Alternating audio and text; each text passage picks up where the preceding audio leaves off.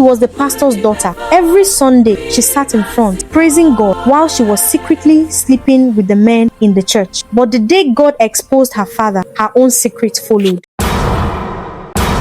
In Lagos, Nigeria, there lived a respected man called Pastor Samuel Adeyemi. Pastor Samuel was the founder and senior pastor of Divine Promise Assembly, one of the fastest growing churches on the mainland. Every Sunday, the church overflowed. Ushers struggled to control the crowd. More than 4,000 people came to hear Pastor Samuel preach. People loved him. They said his words carried fire. They said his prayers worked. They said his family was an example of true Christian living. Pastor Samuel lived in a large duplex with his wife, Deaconess Ruth Adeyemi, and their 2 daughters. The first daughter was Esther, 24 years old. The second daughter was Tomiwa, 21. From the outside, the Adeyemi family looked perfect. They arrived at church together every Sunday. They held hands during prayers. They smiled for pictures. People admired them and whispered, "This is how a Christian family should be." But inside that beautiful house, not everything was pure. Esther, the first daughter, truly loved God. She woke up before dawn to pray. She fasted often. She worked in the church media unit and taught teenage girls on Saturdays. She dressed simply and avoided gossip. Esther believed that serving God was more important than looking rich. But Tomiwa was different. Tomiwa did not like church. She only attended because her father was the pastor. While Esther prayed in the morning, Tomiwa slept with her phone under her pillow. While Esther read her Bible, Tomiwa scrolled through Instagram and TikTok. Tomiwa loved the soft life. She wanted expensive wigs. She wanted designer bags. She wanted fancy dinners and hotel pictures. "I'm still young," she often told herself. "I can enjoy my life now and serve God later." Slowly, quietly, Tomiwa began living a secret life. She started chatting with men from church, men who had money, influence, and respect. There was Uncle Kunle, a married businessman who always sat near the altar. There was Mr. Raymond, a new church member who drove flashy cars. There was Honorable Dada, a politician who donated heavily to church projects. They spoiled Tomiwa. Money entered her account weekly. New phones appeared. Perfumes filled her wardrobe. At night, when the house was quiet, Tomiwa would sneak out.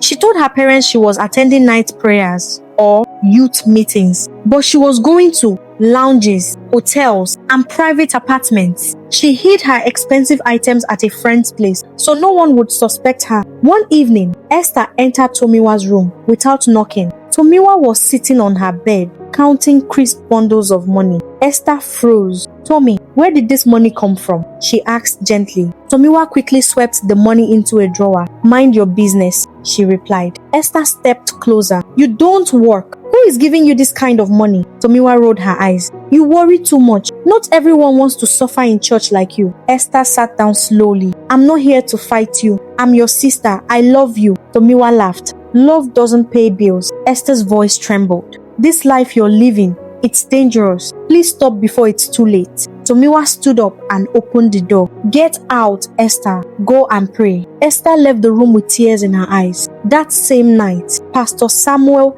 knelt in his private prayer room, praying loudly for revival in his church, unaware that revival was about to start inside his own house, and it would come with pain, exposure, and tears.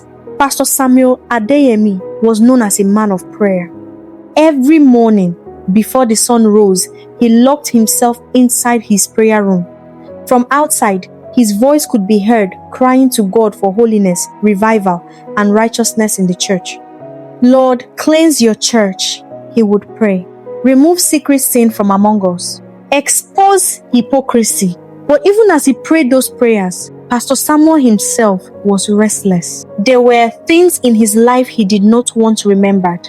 Things he had buried deep in his heart and hoped God had forgotten.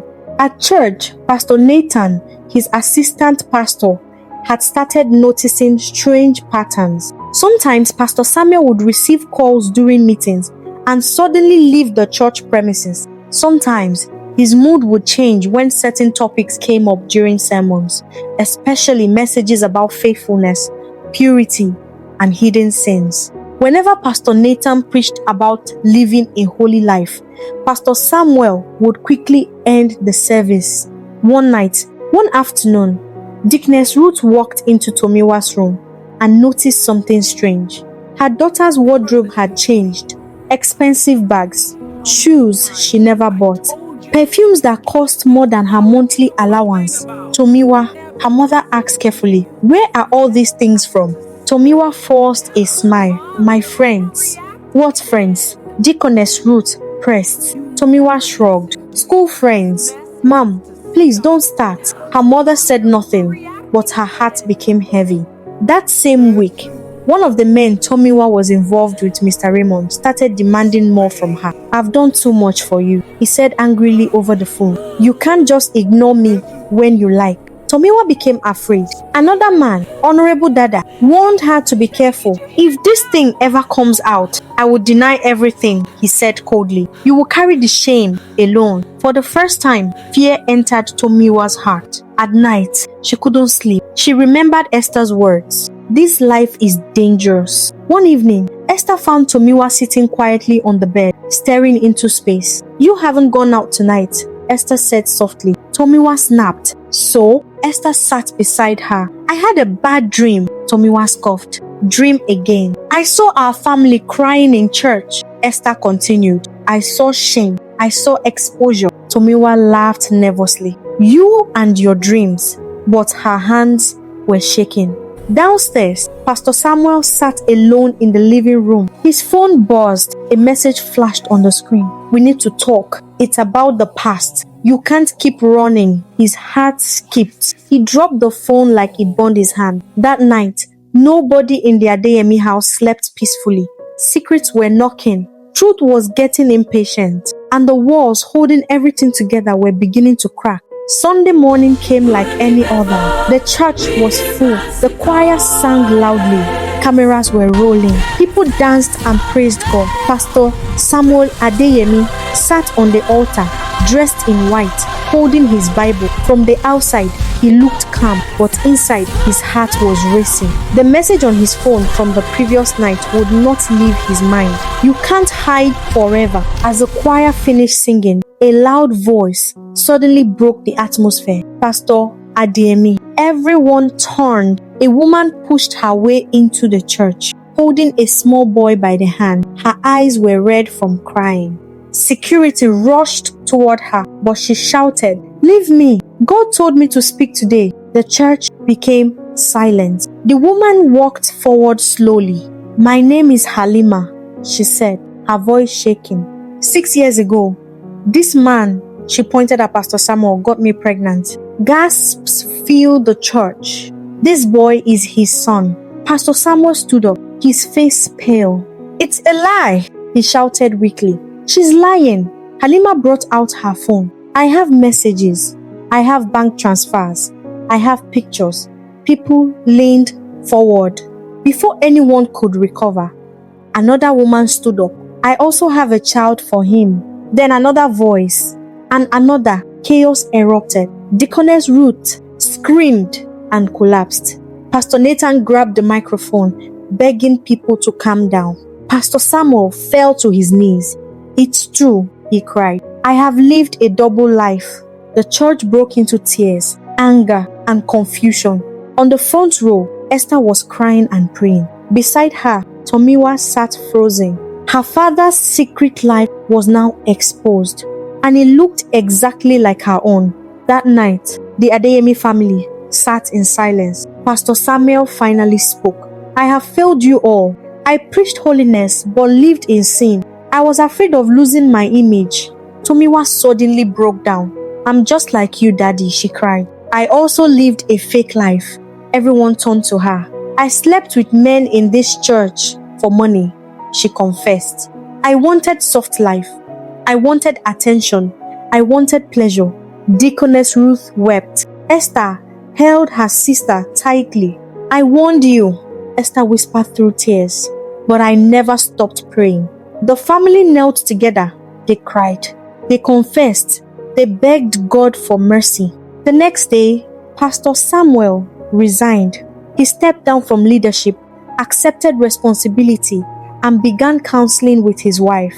The following Sunday, Pastor Nathan addressed the church. "This is not a story about shame," he said.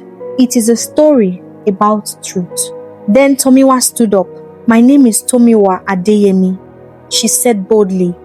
"I live for money, pleasure, and lies, but today I choose Christ." The church prayed for her. People repented. A true revival began. 6 months later, the Adeyemi family was different. Not perfect, but real. Tomiwa returned every gift. She deleted numbers. She started teaching young girls about purpose and truth. One day, she said, "Don't wait until God exposes you. Change before it's too late." Esther smiled. God had answered her prayers. Moral lessons. A double life will always be exposed. What is hidden will come to light. Money cannot buy peace. True change begins with repentance. Parents must live what they preach. For what shall it profit a man if he gains the whole world and loses his soul?